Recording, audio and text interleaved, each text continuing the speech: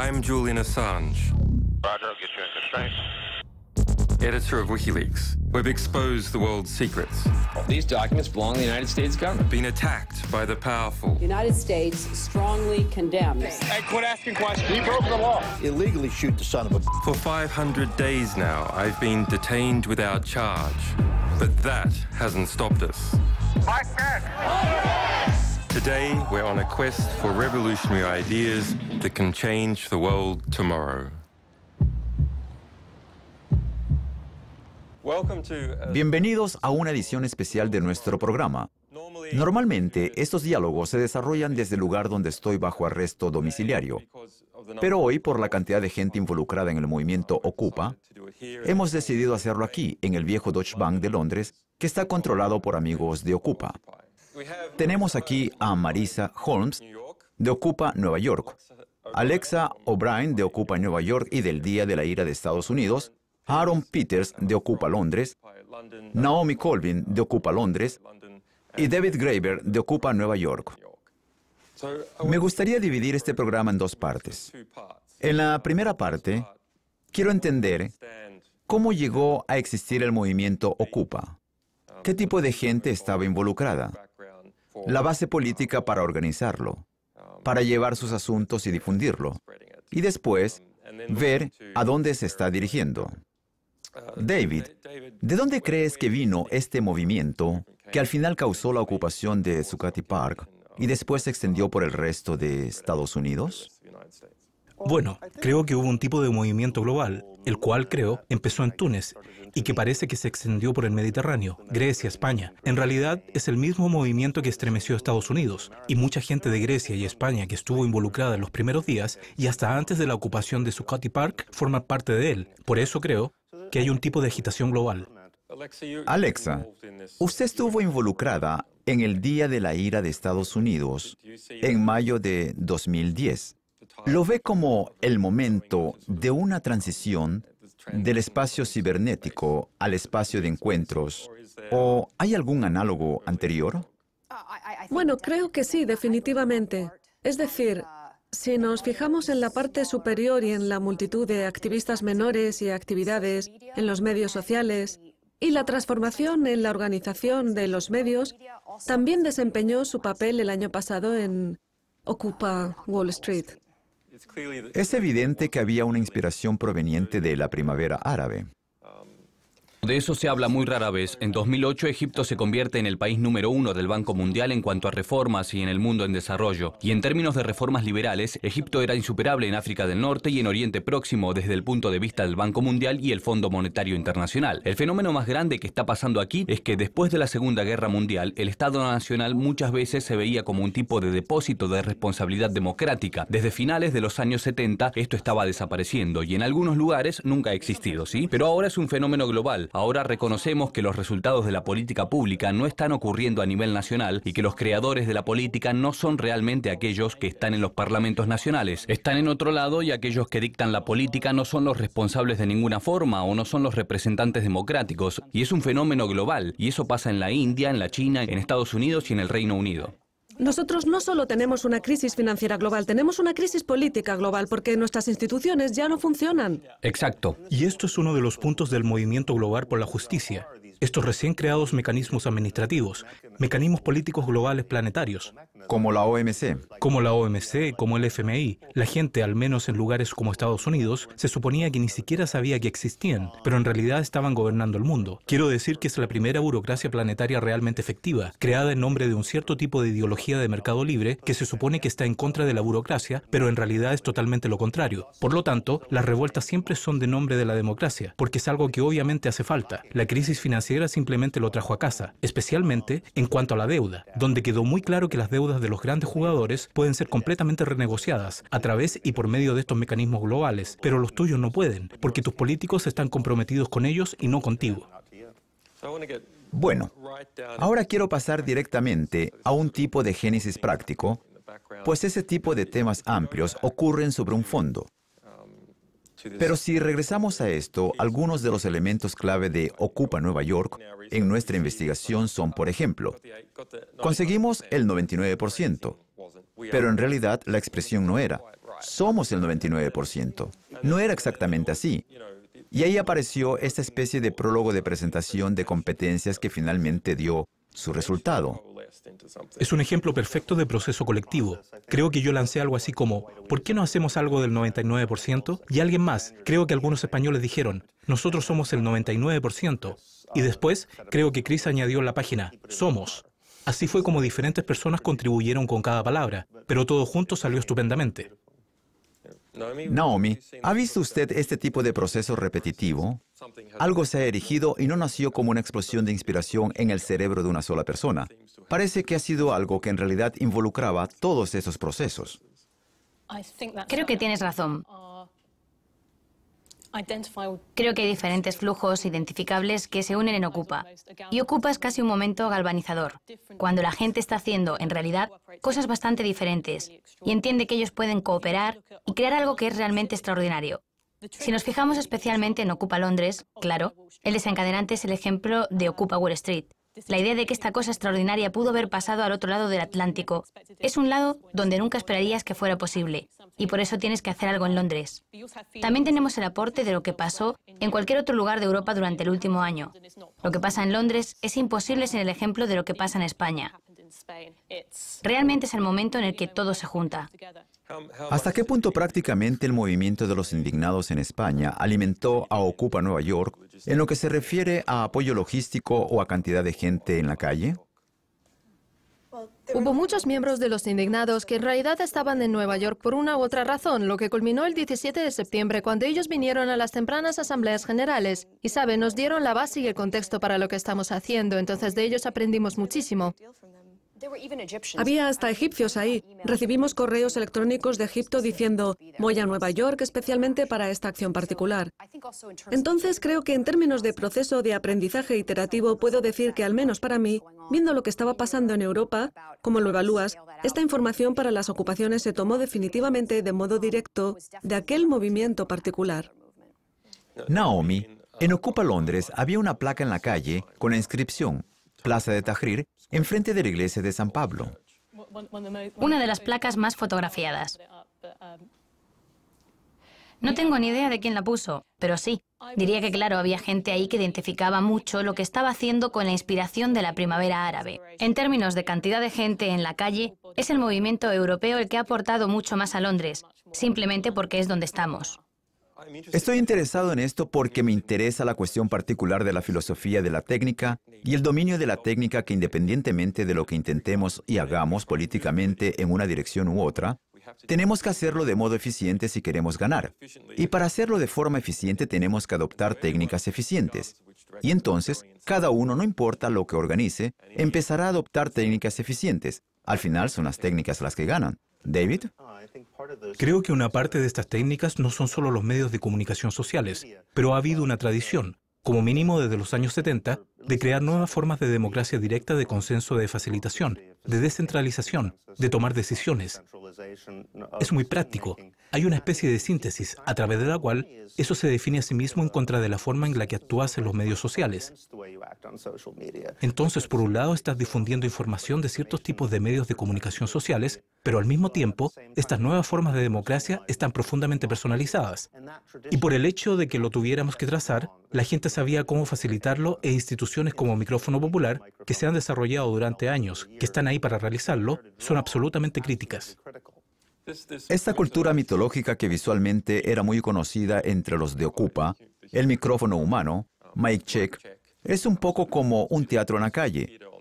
Por otro lado, parece ser práctico una asamblea general. Estas cosas, como saludar agitando la mano, lo cual para mí cuando lo vi por primera vez me pareció como terriblemente amanerado e inefectivo. Pero yo puedo ver que si tienes un montón de gente y tu tarea es escuchar a alguien, no tiene un mal resultado. Aaron, ¿has estudiado cómo aparecieron estas técnicas? ¿En realidad ha habido algunas innovaciones en cuanto a la técnica? Si vuelves a la noción de la mimética, ahora hay un argumento que siempre ha existido en cuanto a cómo los humanos comparten identidades, cómo crean otras nuevas, cómo las interiorizan. Pero la cuestión en cuanto a estos nuevos tipos de maneras de comunicación es que este proceso se acelera rápidamente. Creo que hay realmente una relación, especialmente entre la gente más joven, en la práctica en línea y fuera de línea en la que ellos no están interesados en líderes, no están interesados en modelos de beneficios, están interesados en la creación de valores, pero a menudo es la creación de valores la que va más allá del motivo de beneficio y más allá de coaccionar para hacer algo. Entonces es un tipo de acción colectiva voluntaria. Las técnicas en Ocupa Londres imitaron el ejemplo de lo que la gente había hecho en Nueva York, en Ocupa Nueva York, ¿o son más antiguas? Creo que hay una interesante tensión entre la forma en la que funciona el consenso en la red, lo que ocurre cuando te fijas en cómo funciona la conciencia colectiva. Es un consenso, pero de una forma mucho menos estructurada. Y hay una interesante tensión entre lo que puede ser el modo de pensar de la gente que ha venido a ocupar y una forma de consenso, por así decirlo, más tradicional. Un trabajo basado en decisiones estructuradas de forma consensuada. Un trabajo de base. Y es una tensión que podemos examinar en Ocupa Londres sin resolverla plenamente. Podemos explicar por qué el movimiento Ocupa no podía haber sucedido hace 10 años. Estos movimientos de protesta brotaron en Seattle y Genera, etc. Y de pronto tuvimos un 11 de septiembre y eso fue el final de aquello. Así que podemos entender por qué esto no había ocurrido hace 10 años. ¿Pero hace 5? Creo que en primer lugar los movimientos sociales que están alrededor nacen de la queja y de la sensación de ser agraviados y creo que lo que está ocurriendo sería simplemente imposible sin la crisis económica global. Me refiero a que verdaderamente podría haber sido el fin del capitalismo tal y como lo conocemos. Habríamos tenido enormes problemas con la distribución de los alimentos. El problema de las sociedades complejas es que cuando algo va mal, va muy mal. ¿Así que creen que esto no habría pasado si no fuera por la crisis económica de 2008? ¿Eso fue un desencadenante? Porque hay ciudades campamentos, ciudades en Estados Unidos que no están dentro del movimiento Ocupa y son gente que no tiene hogar. Y esto es tanto un síntoma político como una fuerza. David, el movimiento Ocupa estuvo hirviendo a fuego lento durante la primera semana o los primeros 10 días antes de que empezara la violencia. Bueno, sí. Me refiero a la violencia policial, pero es violencia al fin y al cabo. Y la violencia es un mecanismo de marketing bastante efectivo. Las películas de Hollywood están llenas de violencia. Yo estuve allí y, como sabes, estuve viviendo en un parque la primera semana y puedo dar fe de que no estábamos exaltados. Estuvimos protestando todo el día, toda la semana. Ocupamos Wall Street, íbamos desde la llamada de apertura hasta la del cierre diariamente. Teníamos 2 asambleas generales al día, estábamos, ya sabe. Sin embargo, los medios de comunicación no transmitieron eso y solo se hizo efectivo cuando empezó la violencia. Supongo, pero nuestra meta nunca fue... Estoy sugiriendo que quizás deberían basarse en la experiencia de este evento, de que quizás realmente al provocar la violencia policial es algo que debería hacerse si quieren... Realmente no tenemos por qué provocar nada. Es algo que va a ocurrir. No provocamos la violencia policial. Lo vamos a ocupar. Tomamos la... Hay que grabar la violencia policial. Tomamos la dirección de la no violencia. Fuimos y ocupamos una plaza para poder tener una asamblea general. Y comenzamos a hablar sobre el mundo en el que estamos viviendo y sobre las estructuras que lo gobiernan. Así que creo que por estar ahí y ejercer de forma directa el proceso democrático, representábamos una amenaza y la policía tuvo que responder. No hay nada que aterrorice tanto al gobierno de Estados Unidos como la amenaza de un estallido democrático en Estados Unidos. Es seguro que reaccionarán de forma violenta. El día que ocupamos la Bolsa de Londres, yo estaba fuera del principal cuadrante de la policía y creo que conté unas 20 furgonetas y puedo asegurar que hasta ahora he visto esto bastantes veces. Oí a los perros salir, vi a todos los equipos de inteligencia, tenían allí sus cámaras. Entonces es cuando empezaron a repartir palizas a todo el mundo a la luz del día. No había medios de comunicación y la policía entendió que si no nos frenaban, enseguida empezaríamos a ganar terreno. Naomi, tú eras la coordinadora de la campaña de Bradley Manning. En realidad, había una interesante e inusual relación entre el número de personas que estaban apoyando a Wikileaks, a Bradley Manning o a Anonymous y el movimiento Ocupa. Pero a Bradley Manning lo convirtieron en un ejemplo.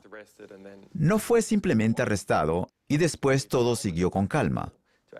Me refiero a que le convirtieron en un ejemplo destacado que actuara como freno porque la autoridad necesita dar ejemplos prominentes de lo que les pasa a las personas acusadas de desobediencia para mantener su autoridad. Las escenas de la televisión en las que los manifestantes son víctimas de violencia, en las que se encuentran en una posición débil. ¿Crees que a la larga esto también es un ejemplo negativo? Bueno, hay varias cosas a tener en cuenta. Creo que la primera es lo que le ocurrió a Bradley en Cuántico. Le trataron muy mal allí. Un reportero especial de Naciones Unidas apareció finalmente y lo contó.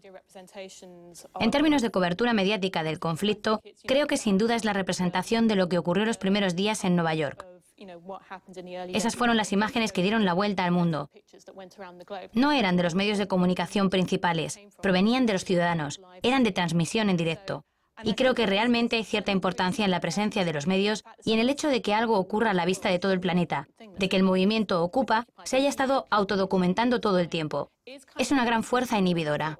Si no fuese por las grabaciones en directo en Internet y por equipos mediáticos sociales, no habríamos llegado hasta los principales medios de comunicación. Impulsamos el diálogo de forma importante. Alexa, hábleme de los principios legales y el movimiento Ocupa. Era una de las exigencias del Día de la Ira en Estados Unidos y parece ser un proceso de acuerdo con los principios legales. Por supuesto.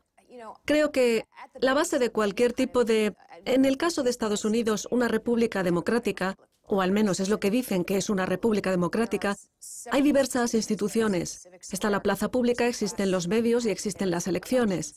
Y cuando estas cosas están en manos de las personas, estas instituciones mantienen una cierta salubridad porque pueden vigilarse las unas a las otras. Creo que en términos legales, me remito a mi experiencia, si un solo ciudadano, $1, un voto, por así decirlo, es tan radical para que me inscriban en una revista de seguridad australiana, para que me relacionen con Al-Qaeda y me lleguen mensajes de otros contratistas de seguridad relacionados con el FBI diciéndome que tenga cuidado, que de alguna manera estoy relacionada con Al-Qaeda, es algo que me dice que se trata esencialmente de una técnica intimidatoria.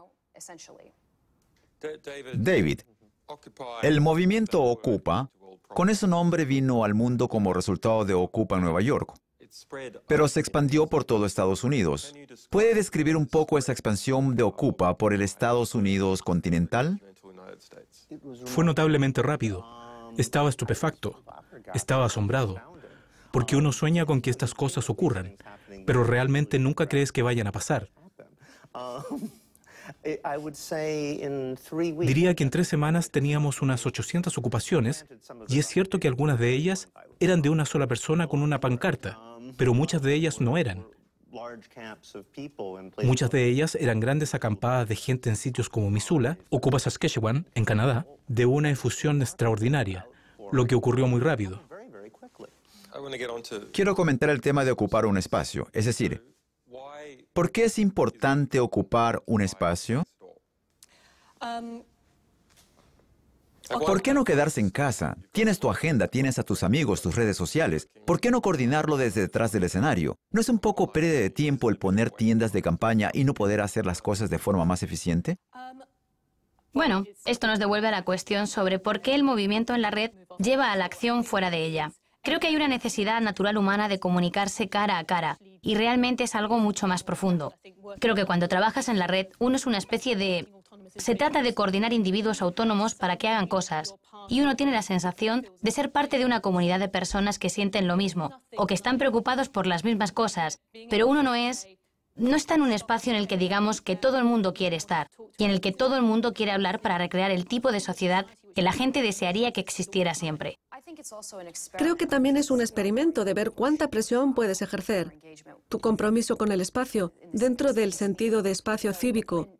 Cuando el espacio cívico es solo una acera entre un centro comercial y otro, algo que pasa a menudo en Estados Unidos, y a menudo incluso en muchas ciudades pequeñas, hay una necesidad de crear espacios públicos y no privados que ni siquiera estén relacionados con el trabajo de una persona, en el que podamos reunirnos y hacer tratos con Carlyle por la compra de agua o lo que sea. Pero David, ¿tiene que cuestionarse el lugar? Me refiero a si todo el mundo puede reunirse, por ejemplo, en un bosque de secoyas de California. De hecho, el G8 se ha trasladado a Camp David, parece que para conseguir ese efecto. Creo que sí. Me parece que durante los últimos 30 años se han producido agresiones sistemáticas sobre la noción de comunidad y la idea de imaginación política. Y esta es una forma de reclamar ambas a la vez. Así que creo que la idea de retroceder un poco es muy importante.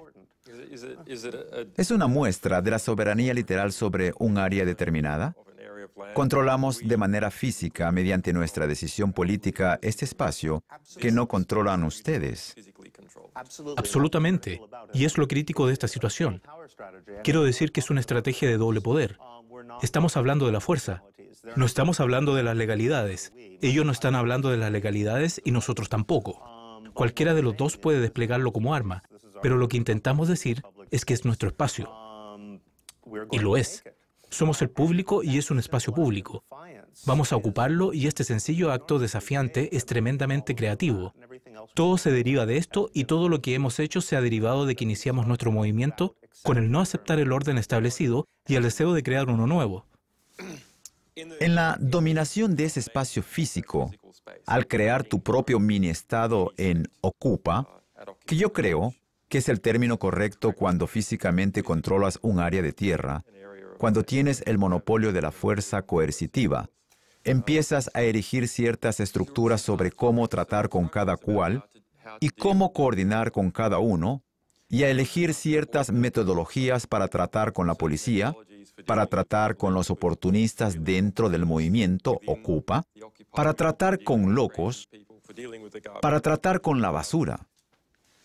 Las metodologías que se idearon para la toma de decisiones políticas y el abordaje práctico de las cosas se ven como un plan para hacer frente a la sociedad en general, o son metodologías que son simplemente para, o sobre todo para, lidiar con el problema particular de cómo ocupar una plaza. No creo que tuviéramos nunca el monopolio de la fuerza dentro de Ocupa. Y habría sido mucho más fácil si hubiéramos hecho eso en realidad, negociando, ¿sabes? Lo que se hace en esta situación en la que, más o menos, usted sabe que cualquier trastorno puede suceder, en realidad no se tiene el poder de coerción, sino el poder de persuasión, el poder de mostrar lo que la mayoría de la gente en ese espacio piensa. Pero en última instancia no se tiene la coerción, y eso también es educación. En el caso de tener una persona problemática ahí o algún loco que lo está arruinando todo, ¿qué hacen con ellos? ¿Qué hacen con ellos en Ocupa? ¿Cómo se deshacen de ellos? ¿Llaman a la policía? No hacemos eso. En realidad, hemos estado usando una combinación de cosas. Reducir la intensidad, mediación y comunicación no violenta han sido los modos de abordar los conflictos internos. Entonces, David, si el asunto llega a mayores y supongamos yo sigo allí, sus malditas reglas no me afectan, quiero tocar el tambor cuando me dé la gana, quiero hablar cuando me dé la gana, quiero estar desnudo cuando me dé la gana. ¿No necesitarías a algún tipo rudo para que apareciera en ese momento a decirme, mira amigo, vamos, estás arruinando todo para todo el mundo, no fastidies? Hay muchas formas de presionar a la gente.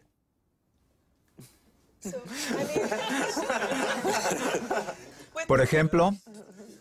Pues con los tamborileros, por ejemplo, tuvimos una asamblea en la que hablamos de la situación de los tamborileros. Simplemente lo negociamos dentro del círculo de la asamblea.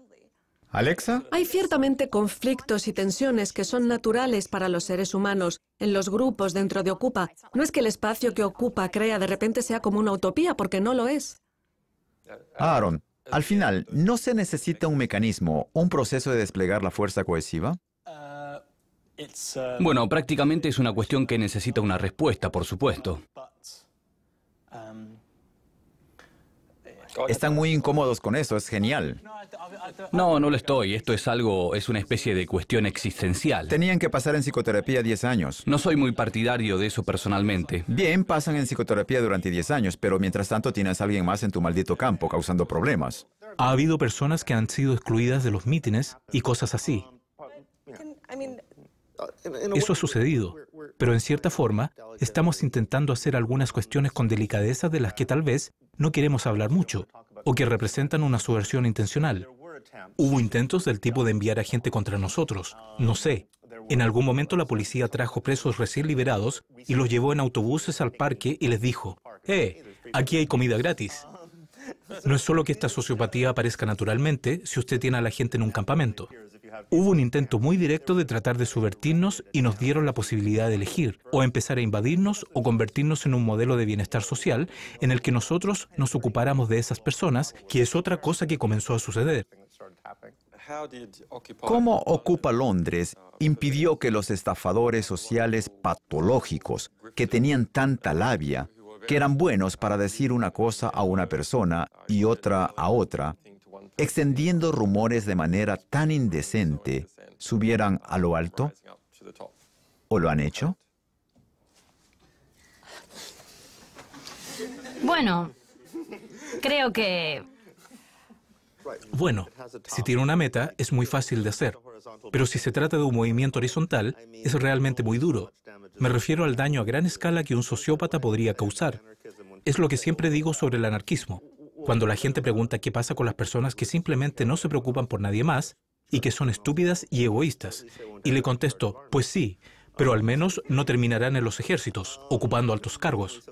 En realidad, una persona así puede causar mucho daño, si no hay una estructura que pueda controlar la ascensión.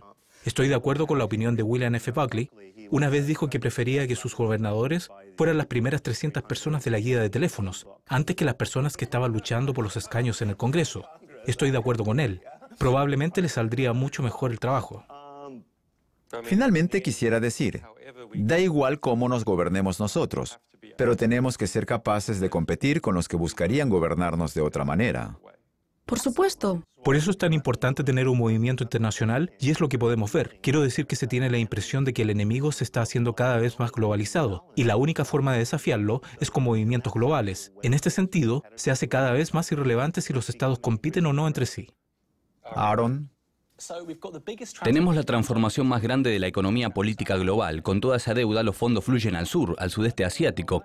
Eso va a acabarse de una sola manera. Occidente está en el declive. Es obvio para todo el mundo, excepto para los políticos occidentales. Es más que evidente, pero realmente no está claro. No está claro, tampoco realmente lo saben. Empezamos a hablar sobre los acontecimientos de 1989 y del dinero que nos sale de los cajeros. La gente se ríe, es muy obvio que se acabó la fiesta.